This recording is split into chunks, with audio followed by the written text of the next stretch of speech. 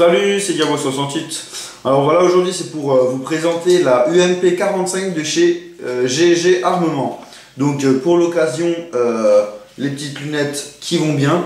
Alors, faut quand même pas trop se foutre de ma gueule parce que c'est très difficile de faire une review avec machin là qui pend et l'autre que j'ai bloqué pour faire plaisir à Braco. Donc merci Braco, hein, dis donc. Alors, on va passer bien évidemment à la boîte, mais malheureusement je n'ai pas de boîte, donc je ne peux vous présenter l'intérieur ou comment il était emballé. Donc malheureusement c'est un petit peu chiant, donc voilà. Mais en sachant que dans la boîte il y avait la réplique et le chargeur, rien d'autre. Le chargeur bien évidemment, le chargeur de billes, enfin où il y a les billes dedans. En sachant pour un prix qui atteint les 300 € à peu près. À peu près. Et donc voilà, ça reste quand même assez conséquent. Donc voilà, c'est super perturbant parce que je vois pas d'un œil et je vois de l'autre à peu près, vite fait. Bref, on va y arriver. Ensuite, donc, je vais passer tout de suite à la réplique. Donc là, voilà. Voilà. Donc, comme d'habitude, on passe tout de suite au chargeur.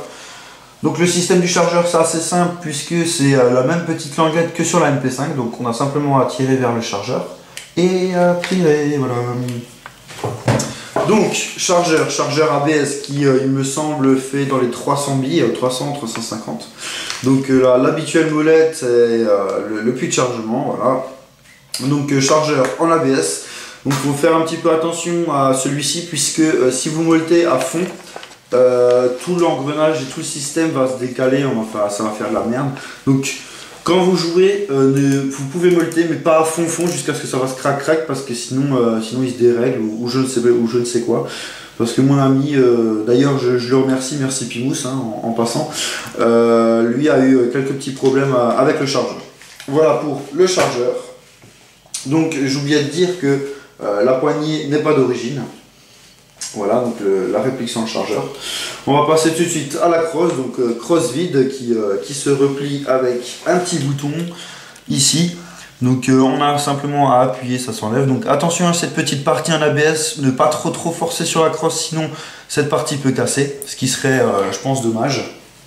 Ensuite, la crosse, quand elle se replie, elle vient chercher le petit teuteux ici. Donc vous repliez la crosse, il faut un petit peu la tirer vers le haut et elle se positionne. Donc aucun jeu, rien du tout, c'est vraiment bien.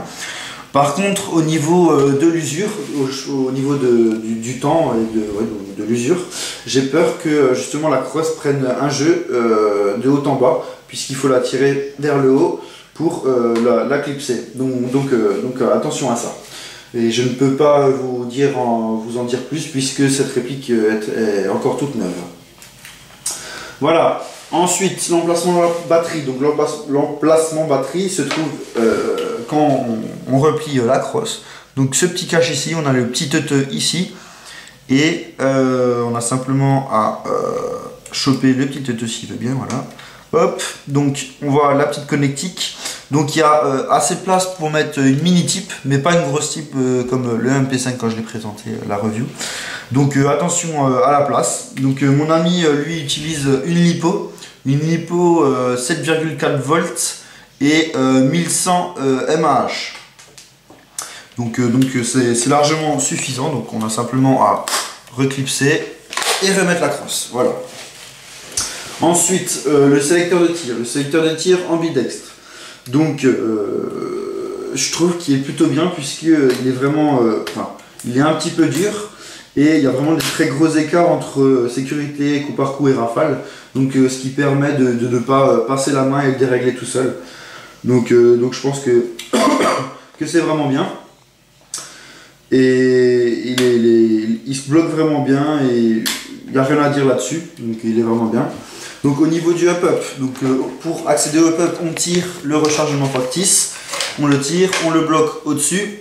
Ensuite de l'autre côté, il y a une trappe qui s'ouvre et c'est un bloc up-up, comme vous pouvez le voir, qui n'a pas de roulette, mais simplement le petit teuteux noir à aller de droite à gauche. Donc je trouve ça vraiment mieux que la molette, parce que la molette c'est vraiment très embêtant à régler. Alors que celui-ci, on a simplement à aller vers la droite, ou enfin à aller vers l'avant ou vers l'arrière. Et ce qui est bien, c'est aussi c'est que quand on le coulisse, il ne coulisse pas simplement, il y a des petits crans. Donc ce qui permet qui ne se dérègle déjà pas spécialement tout seul et optimise le réglage. Voilà, donc on a simplement à faire revenir le chargement factice et ça se ferme. Voilà. Alors ensuite le système de visée, donc le frontside, quelque chose d'assez basique, un rond avec une pointe au milieu aucun réglage dessus. Par contre à l'arrière, comme vous pouvez le voir je pense, voilà, donc on a un gros trou où on a un petit V comme ça, je sais pas si vous allez pouvoir bien voir, enfin bref. Et par contre à l'arrière c'est vraiment tout réglable puisque on peut régler de haut en bas comme ça avec cette vis là et de droite à gauche avec la vis qui se trouve ici dans la rainure. Donc voilà, c'est vraiment plutôt bien puisque comme ça on peut régler le système de visée pas nickel lors du tir. Comme ça vous faites mouche quasiment à chaque fois. Voilà. Ensuite, ce qui, je pense, est vraiment très hallucinant, c'est les attaches sangles, puisqu'il y en a vraiment partout sur cette réplique. Donc on peut constater qu'il y en a un ici, un ici, un ici, attends, je peux tâton, ici, voilà, un ici, là, et un, deux ici, un ici et un ici. Par contre, il n'y en a que d'un côté et rien de l'autre sur le corps, malheureusement. Mais vraiment, ça permet une maniabilité vraiment comme on veut. Si, voilà, pour attacher les sangles, c'est vraiment bien, je trouve. Ensuite, au niveau des rails, donc un rail à droite, à gauche, en bas. Donc vraiment pour mettre vraiment ce qu'on veut, c'est vraiment optionnel, pardon. C'est vraiment pratique puisqu'on peut mettre laser, lampe, poignée comme ici, vraiment ce qu'on veut, c'est vraiment sympa. Et un rail dessus pour mettre red dot, lunettes, un peu ce qu'on veut, donc ça c'est d'origine. Donc je pense que c'est vraiment bien. Voilà. Ensuite, pour la réplique, on est bon. Il me semble pas que j'ai encore quelque chose à dire. Il me semble pas, non. Donc voilà, on peut la poser. Donc au niveau des caractéristiques, donc sa puissance d'origine atteint 370 fps en 0,20 g. Au niveau de la précision, concrètement, ça m'a vraiment très bien plu puisque c'est une réplique très précise, vraiment très précise. Hein. Au niveau de la portée, par contre elle a une petite portée puisque vous pouvez le constater, de ici à ici, il n'y a pas un très long canon interne, donc c'est un petit peu dommage, mais bon, en même temps c'est un peu un pistolet mitrailleur, donc on lui en veut pas. Une bonne cadence, ça reste vraiment très correct. Je pense que c'est une réplique qui marche vraiment bien, même si elle est vraiment... elle a un coût assez élevé pour l'acheter, mais vraiment une bonne réplique. Donc on va passer au test de tir. Bon, sérieusement, vous moquez pas de moi, hein, parce que j'ai fait des cibles. Voilà, c'est quoi des cibles? Alors question, à quoi ça vous fait penser? Hein? Bande de sodomites, c'est une poire! Voilà, allez, à tout de suite pour le test de tir. Donc j'ai oublié quand même de dire que en fait la molette du chargeur est vraiment super chiante à molleter puisqu'elle est un petit peu dans un trou comme ça, et pour passer tout le long du doigt c'est vraiment pas possible, donc il faut vraiment faire un petit peu par un petit peu, et je pense que c'est vraiment chiant. Et il y a encore une cible qui s'est barrée, ça va me gonfler, enfin bref. Donc là le test de tir, donc le viseur holo avec mon ami avec lequel il joue. Donc là on a une distance de 15 mètres des cibles.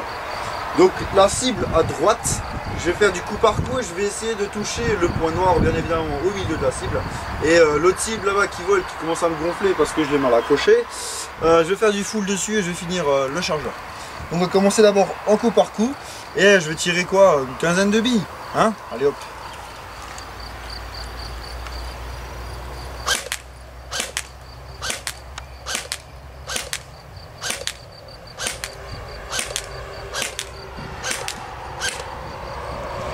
me semble que j'ai tiré une quinzaine de buts, je vais pas spécialement compter, enfin voilà. Et maintenant on passe en full auto sur l'autre qui vole parce qu'il me gonfle.